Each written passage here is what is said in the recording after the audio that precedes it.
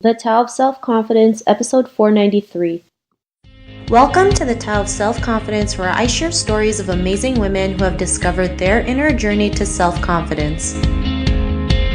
Visit our website at thetaoofselfconfidence.com. Your inner journey to self-confidence awaits. Well, hello, friend. Welcome to the Tao of Self-Confidence, where I share stories of amazing women who have discovered their inner journey to self-confidence. I'm your host today, Sheena Yap Chan, and today I have a phenomenal lady on the show today. She is the CEO and co-founder of 3Derm, and I'm really excited to have her on and share her story with us today on self-confidence. So without further ado, I'm going to introduce you to Liz Asai. Liz, how are you today? Maybe you can fill in a little bit more about yourself to our listeners.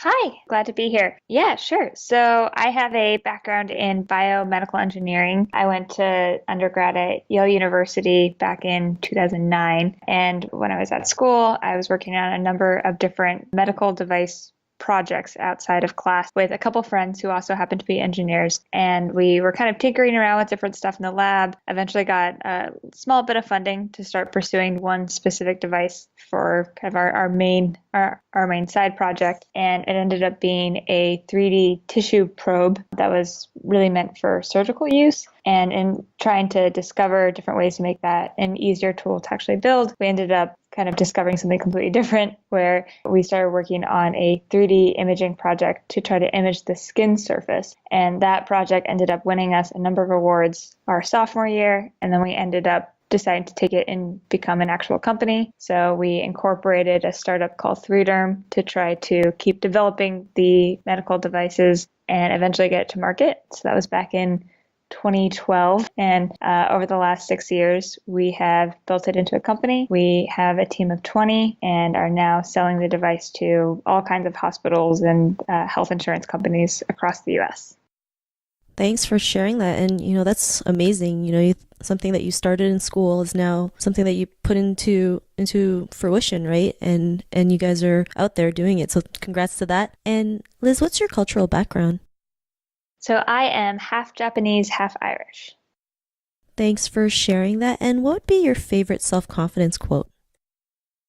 So I really like something that Mindy Kaling said that has probably been quoted before, but it's that her parents raised her with the self-confidence of a tall white man. And I think it kind of speaks to how a lot of women feel, where sometimes self-confidence doesn't seem so much like a personal choice. It seems like something that others just automatically perceive about you, regardless of how you want them to perceive you. But I think Mindy Kaling does a good job of showing that it's all about your perception. And if you walk around as if you've always been told that you were confident and the best at what you're trying to do, then you will kind of exude that sort of self-confidence just kind of automatically.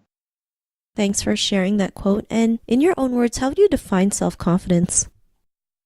So I think self-confidence is a lot about just being comfortable with yourself, that you're kind of comfortable and confident in your own abilities, that regardless of the things that you might hear out in the world or how one interaction or next might go, that you kind of always can believe in yourself at the end of the day.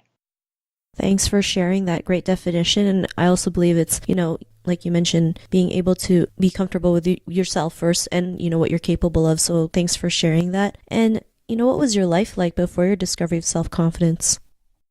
So I don't think that there is necessarily like a moment where I discovered I was self-confident. I've been lucky to be raised in a family where self-confidence was definitely kind of bred into us even from when we were young. I grew up in a family with 4 kids in it. So I have 3 sisters and myself, and we were a very rambunctious crowd when we were younger, and I don't think there was any room to not be confident in yourself, because we were constantly fighting and bickering, and in all the best ways. Looking back, there was no broken bones or anything like that, but because I was raised in an environment like that, I never felt like it was a choice to not be confident. And when I kind of entered the real world and found that I was maybe at a higher level of self-confidence than others, I can't say that there's anything specific that I did. I think I just kind of lucked out in how I was raised.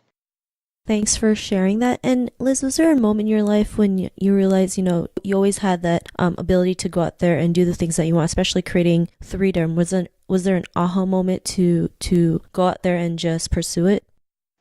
Yeah, I mean, so I think the biggest aha moment was when we were still just working on the engineering side. We realized that we wanted to take one of our ideas for a medical device and make it into more of like a semester-long project. And I was working with two other engineers, and we had just been prototyping different things in our dorm rooms. And we realized that to make this something more real, we would have to go to the engineering department and ask for funding. And both of them were very scared to do something like that. They thought there was no chance that they were just going to give money to three undergrads who had no formal lab behind them, and were up to now just doing work in our dorm rooms. And the fact that I just saw the world completely differently, that I was saying, of course we can do this. We're going to write a 2-page proposal. We're going to go to them. We're going to make it hard for them to say no, and we're going to walk out of there with some money. And I think at the time it seemed very bullish, and they thought I was completely out of my mind. But I mean, I was right. We were able to go in and pitch the dean of engineering and walk away with some money. And I think that was a moment where I realized that I have a completely different perspective on what is possible and what is not. And I will be way more forthcoming with actually going after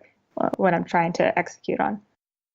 Thanks for sharing that. And I think that's a great story that you mentioned, right? Like, so many people are so afraid to just ask. I think part of it is just they're afraid of rejection, right? Even I'm sure, like you just said, I'm just going to do it regardless what happens, right? I'm sure if the first person said no to you, you would just found another way to get funding until you got that, right? And I think people forget that. It's like, if someone says no, it's not the end of the world. There's so many other ways to get the funding, or so many other ways to live the dream that you want. And I love that you mentioned, like, your perspective of possible is different from the world, right? You just went ahead, didn't even think about it. You're just like, I'm going to write this report. I'm going to give it to them, and we're going to get the money. And you were just so focused on that it happened. And, because of that realization, what's your life been like now?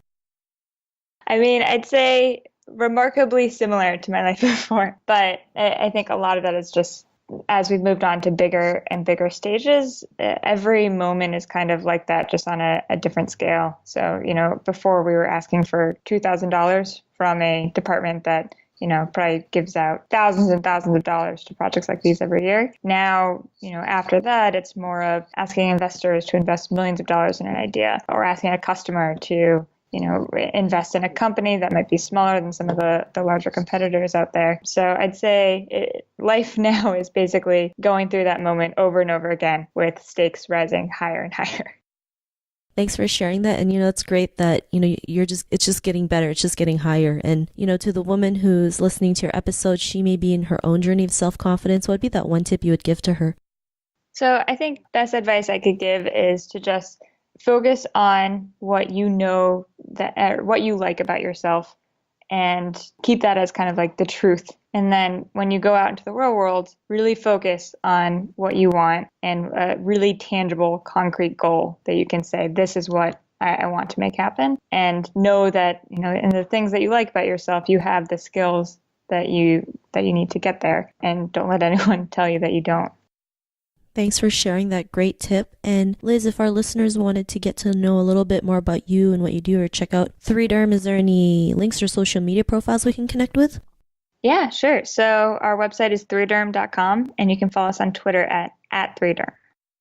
Thanks for sharing that. And to our listeners, if you want to connect with Liz, you can also head on over to the Tao of SelfConfidence.com and search for Liz's name. Her show notes will pop up along with everything else that we talked about. And I really just want to thank Liz today for taking the time to share her story and tips with us on self-confidence. So thank you so much.